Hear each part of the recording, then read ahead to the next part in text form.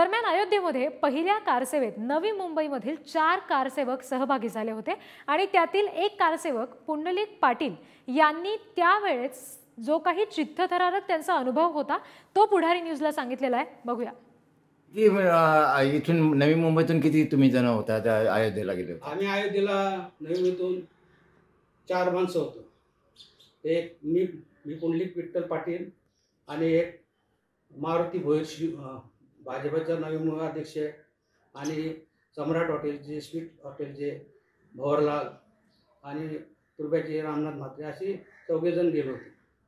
किती तासात हे कार्य पूर्ण झालं होतं? बाबरी मशीद घोंगड एक तासामध्ये 3 घोंगड होते, एक तासामध्ये तोडला आणि पूर्ण दिवसभर तिथंच. नंतर संध्याकाळी तोडल्यानं साफ केल्यानंतर तिथं छोटासा मंदिर बनवला आणि त्याची पूजा पाठ केली. नंतर मग आम्ही त्याच्या तंबूमध्ये गेलो. परतीचा प्रवास करताना काय काय तुम्हाला त्रास म्हणजे सहन करावा लागला किंवा काय काय घटना घडल्या?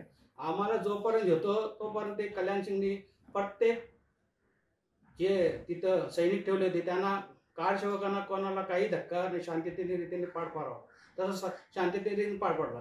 पण संध्याकाळच्या टाइम जायच्या टायमाला आम्हाला अलाउन्स आला का कारसेवकांना कर्फ्यू लागणार आहे म्हणून कारसेवक इथून निघून जा. मग आम्हाला लय अडचणी आली. आम्हाला ट्रेनमध्ये पण जागा नाही भेटली. ट्रेनमध्ये जागा नाही भेटली. मग वर ट्रेनच्या वर चढलो आणि वर टॉपवर आम्ही उभे राहतो.